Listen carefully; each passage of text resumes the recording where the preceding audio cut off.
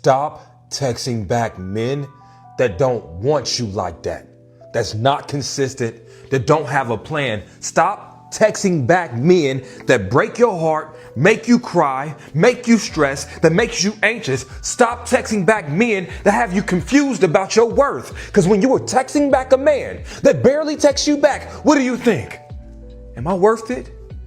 Does he see am I valuable? How come I get treated like this?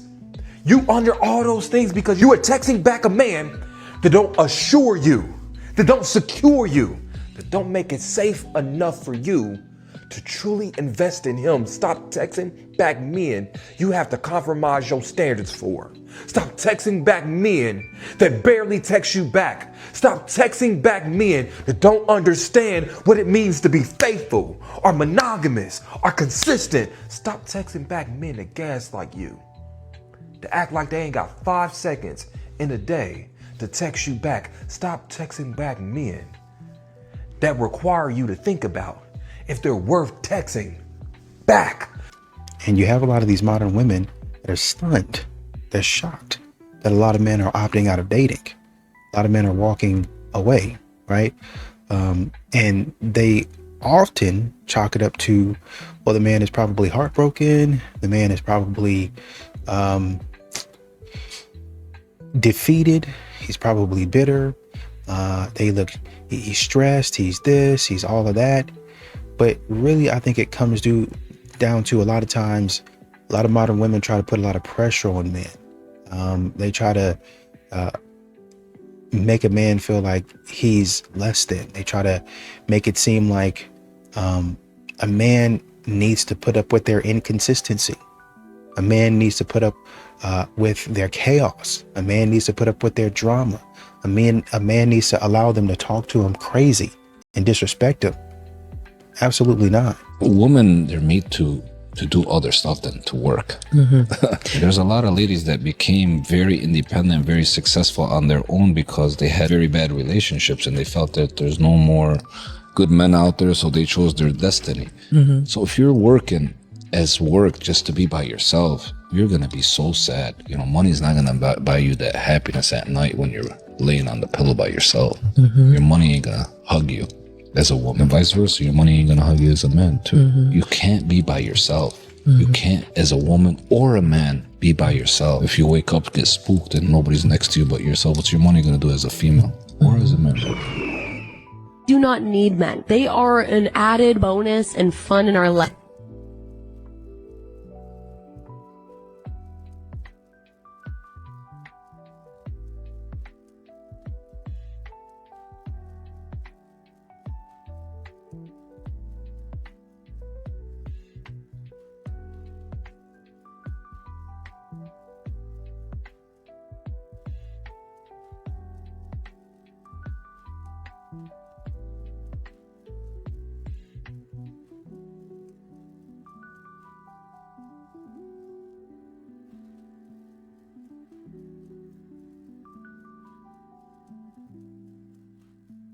Ladies, don't fall for that single BS when you're dealing with a man that's funding you. If he's paying your bills and pouring into your business, he's financially taking care of you in some type of way, like really stepping for you, you are his, okay?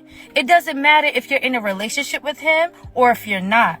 He will test you. He will see if you're out here dealing with other men. And if you tell on yourself, you're going to ruin it for yourself. That's why he's not going to do what he used to do anymore. That's why when you need him to really come through for you, he doesn't come through for you because he feels like you entertaining these other jokers. So therefore, let me step back. It is the way it is, whether you're in a relationship or you're not. If that man is spending his money on you, doing things where he's financially taking care of you, you are his. You're not single. He's single. Okay? Not you. A lot of these social situations now is it just a man really doesn't want to take the risk. He really doesn't want to look like a criminal, right? The man says hi to you at a grocery store. It don't really matter where it is. He tries to make conversation with you and you're looking at the man sideways. You're looking at the man like he did something wrong. Literally. He coming up like a creep. How? I just said hi. Hey, how you doing? Yeah, I don't want to talk to nobody. Well, that's something that you got to work out within yourself. But you also need to work out how to be polite. I mean, even if y'all don't go anywhere, he don't ask you out. Modern women need to learn how to be polite in general. In general. Woman got mad at another lady for just coming up and saying hello. Just coming up and saying hello. What? I didn't do anything wrong. And then tried to put it on the internet like, oh, why she come over here bothering me? And people down in the comments are like, you look like an idiot. So you're just being polite. You need to learn some manners. I don't submit to no man. I don't let no man tell me what to do. See, the enemy is trying to convince us that submission in the home is inferiority. But this was never about your value as women. This was simply about order and function. Imagine you and your husband, you're driving to your destination, and both of you have a steering wheel, both of you have brakes, and both of you have an accelerator. It's gonna end in a crash. The creator of the car was not trying to oppress the passenger by saying, I'm gonna take the steering wheel away from you. There can only be one person sitting behind the steering wheel. The creator of the car just knows how is the car going to get to the destination. There has to be someone sitting in the driver's seat. God said, I'm gonna put husbands in the driver's seat of the house. But see, my role in the passenger seat is to help him. Do you need some water? Do you need me to turn up the music? Do you need help with the navigation? I'm not just sitting there looking pretty. I am helping us get to the destination. We can destroy our husbands with just our words and our tongue, always questioning his decisions. Oh, took the wrong turn again. If I was sitting in the driver's seat, whoa, we're not sitting in the driver's seat. And we're not going to constantly bicker and criticize his leadership. Our husbands have enough attack from the enemy in this world. The last thing he needs from us as wives is for us to also be a voice of attack. But as a woman of God, I am going to lift up my husband, support my husband. I'm going to honor my husband, speak well of my husband. I'm going to build him up so that we can get to the destination that God has assigned to. Both people need to sit in their seats and do their roles. I find it so interesting that when I talk about meeting my husband's needs, the automatic assumed thought is that it's just but the only need a man ever has is a need. That is completely untrue. Don't get me wrong. I've never denied my husband. I've never turned him down. I've never refused. I've always responded because I love being desired by my husband. And transparently, my husband's super sexy. Okay. I desire my husband. But men are also significantly more complex than just lustful creatures like women like to paint them out to be.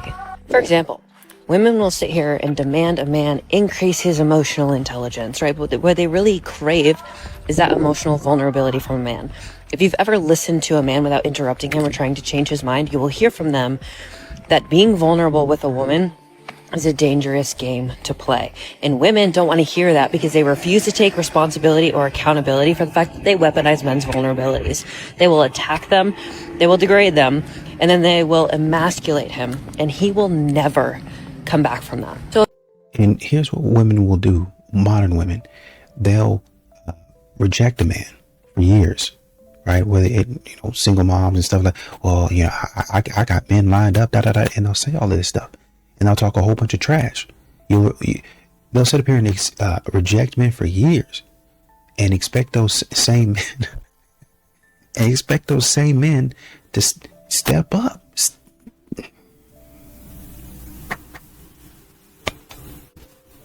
They'll expect those same men to, we need a man to step up. And be a stepdad without question. Well, do this, go here, do that, right?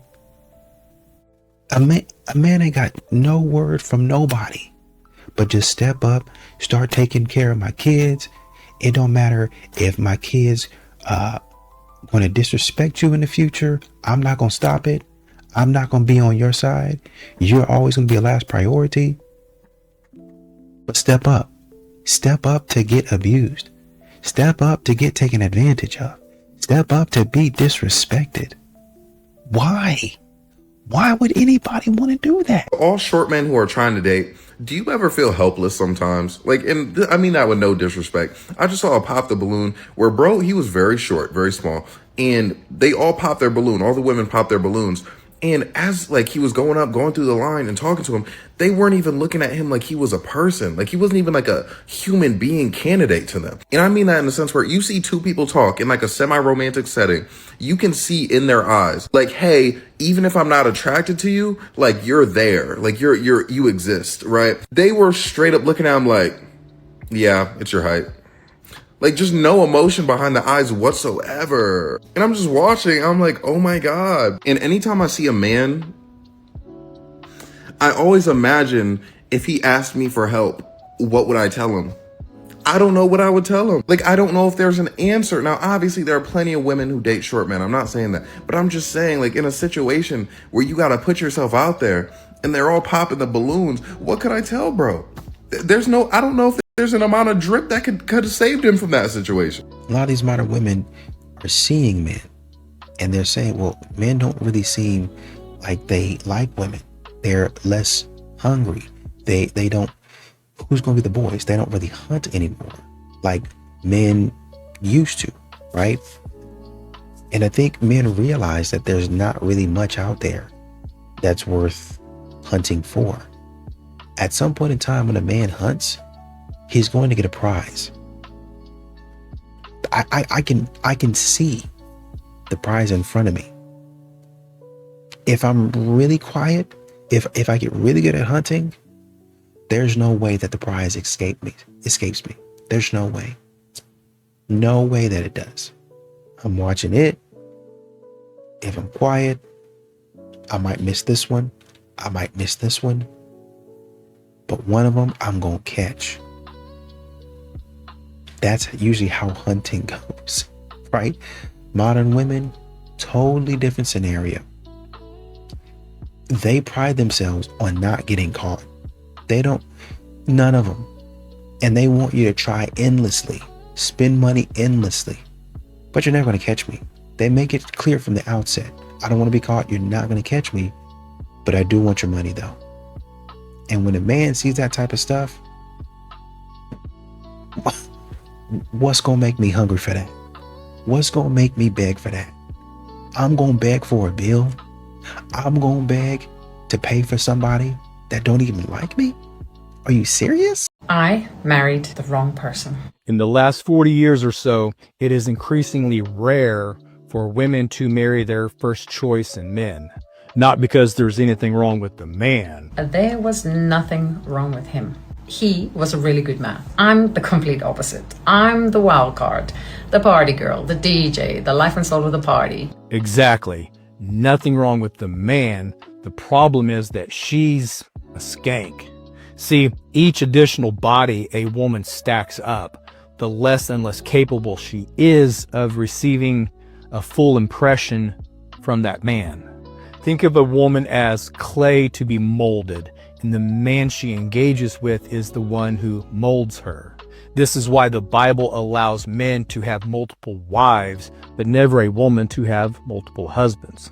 Because a man molds a woman, never the other way around. And so each man a woman engages with puts his mold on that woman. And a woman can only accept so many impressions from men before she's just a mess of hardened, misshapen emotions. It's why promiscuous women are always emotionally volatile, and particularly women who have been with dozens of men. They cease to have emotions that we even recognize as normal human emotions. That's how women like this can be so ice cold. He was the right person for that season of my life. In other words, she needed him for security for that season in her life. But once she had regained some stability, she discarded him like a soiled piece of toilet paper. Ecclesiastes 7:26. The promiscuous woman is more bitter than death. Choose wisely, man. My fiance had an issue, my last one, and he just sitting on the couch with ESPN and them top 10 plays, you know. Yeah, over and over. I sat on the couch right here, literally, and he said, I sat here, and I just put my hand on him. I said, and he ain't look at me. I said, baby, I don't know what it is, but I want you to know, whatever it is, even if it's financial, I'm not leaving you. And I love you, and we'll get through it. And he was looking how you looking, And I'm sitting here, he did this. And tears just rolled by. In that moment, I was a product of my father. A product of my father teaching me what a man needs. When women don't get that, we don't know how to navigate that. And a woman who doesn't get that can easily take that as that man is disconnected from her. And she can start to ask him egocentric questions like, what's wrong with you? Right. What did I do? Why are you not telling me? Why aren't you talking to me? I knew in that moment there was nothing that man wanted to say to me or anybody. Right. He was having a moment. And all I needed to do was reassure him that I'm not going nowhere. You're not going to lose your woman and whatever else you just lost.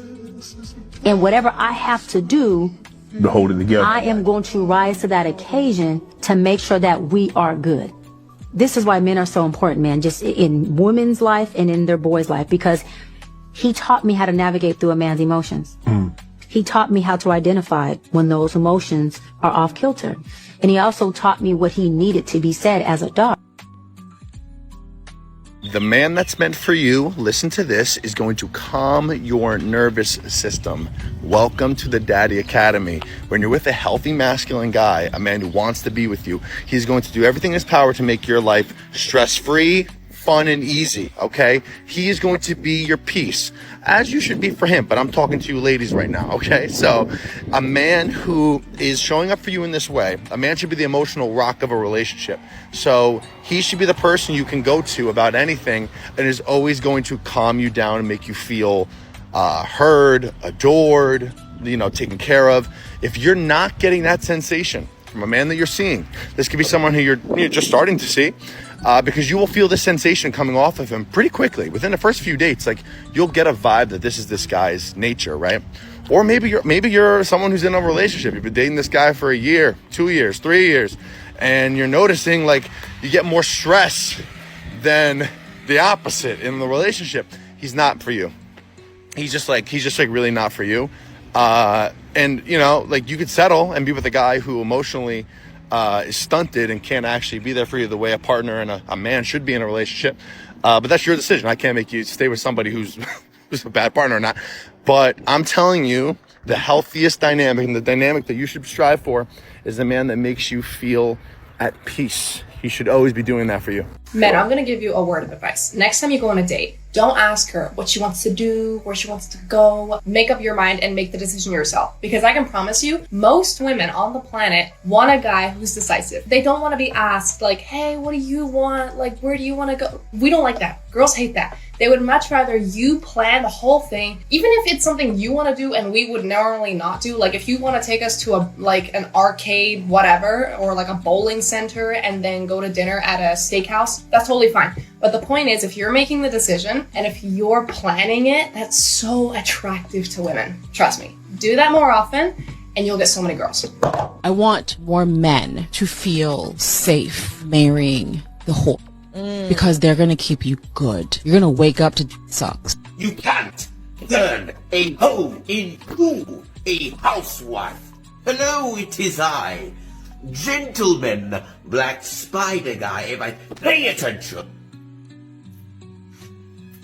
Cardi B is a wonderful example of why it is, pay attention, why it is one should not turn a 304 into a housewife. Pay the attention. If you would like to procure a wife, one should get with a lady that has been raised to pay the attention. Has been raised to be what? A 304 or hoe has been raised, pay attention, has been raised to be a dumpster of the sperm. How do you approach any woman, anytime, anywhere? If you see somebody you like, you walk up, you say, hey, I just wanted to introduce myself. My name's Lloyd. And if they like you and they keep talking to you, then they like you. If they're kind of looking for a way out, they look uncomfortable, then let them go. It's really that simple. And I'm making it that simple because I don't want guys to thinking they have to do something crazy. There are going to be plenty of women that like you, plenty of women that don't. Now, obviously, once she starts talking to you, you can get her phone number. And I don't always recommend going straight for the date. There are other ways of doing it, but It's really that simple to start with. Don't make it too complicated. Force men to be responsible because they're like, well, If she's not going to sleep with me unless I have over a 700 credit score, then I better get my act together. And I think that's fair, mother. I think that's a great idea. Bring your credit score to the first date.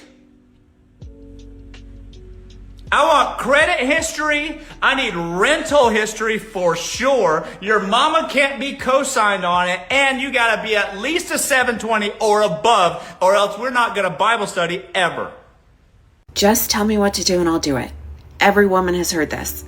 We spend all our time talking about the mental load of that statement. We're missing what it's actually saying.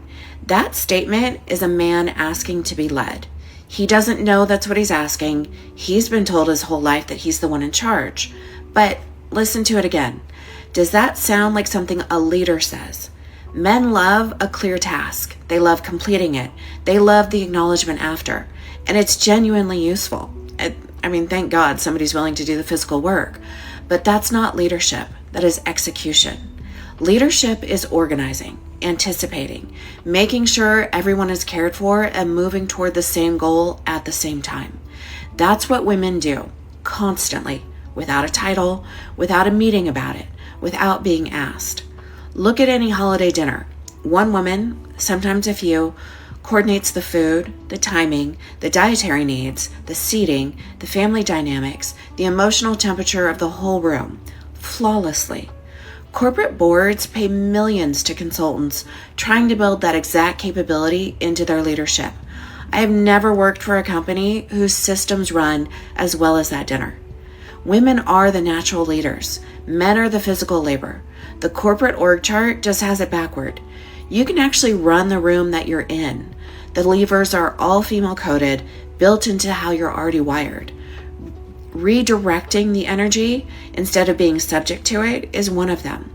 Nobody ever taught you that it was an actual lever you could use. I'm starting a community where I teach women how to use feminine leverage to get what they want. Link in bio. But my sister is marrying my ex-boyfriend That's interesting. in less than 3 weeks. And let me just tell you guys, we're out on this beautiful island. I'm trying to have a good time. I'm showing her grace. I'm showing up for her as a bridesmaid. But she is being a total bridezilla and giving me a hard time. Her marrying my ex-boyfriend is also the elephant in the room. And I'm getting pretty tired of everyone pitying me for this, for even showing up for her. Even my own mother called me before heading on a trip. She was like, I know this is going to be a hard time for you.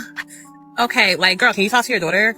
And my sister's giving me these bad vibes, these weird vibes, acting like I still want her man.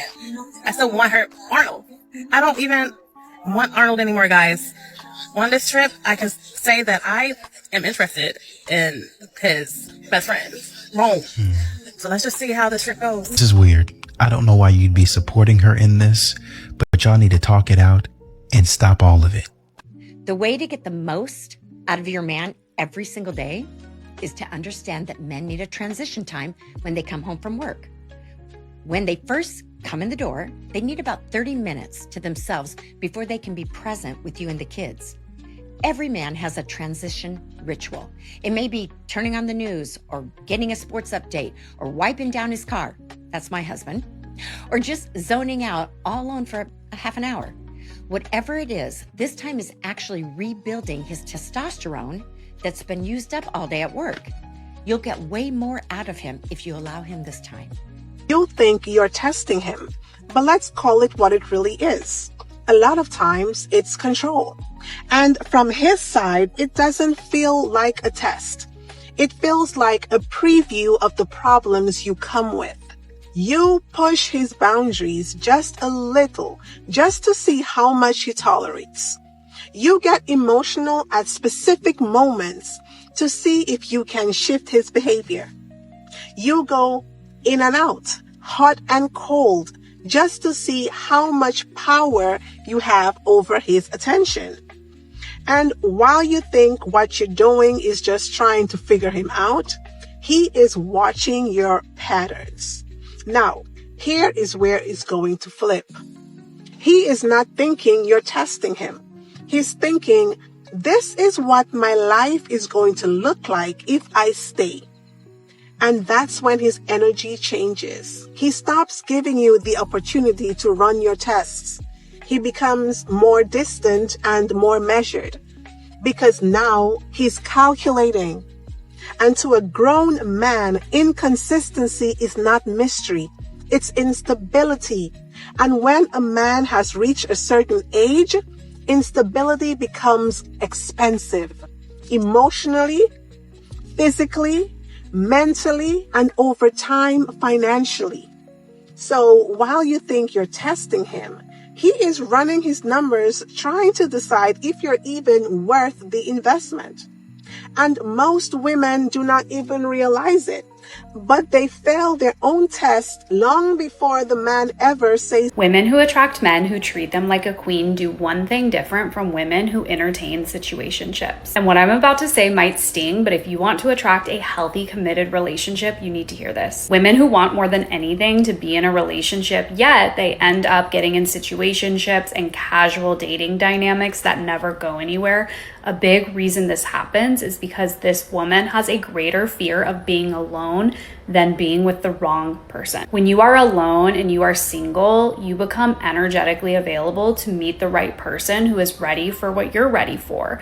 When you are in a casual dynamic, it is a lot harder to meet somebody else who is ready for that next step because so much of your emotional, mental, even physical energy is going towards that person who you're casual with. Women who attract men who treat her like a queen and happily get into a relationship with her, happily take her off the market, a big thing that draws these type of men to her is he can tell, oh, she's not afraid to be alone. She's more afraid of being with a man who's not meeting her standards. So I want to rise up and meet those standards. There is something very magnetic about being in an energy of not needing, of being in an energy of I'm willing to pass up on the cheaper version of what I want. I'm willing to pass up on the thing that only checks a couple boxes and wait and stay open and available for the full package because I know that's what I deserve. When you are willing to take that brave step to release what's not serving you and have the space for the right person to come in,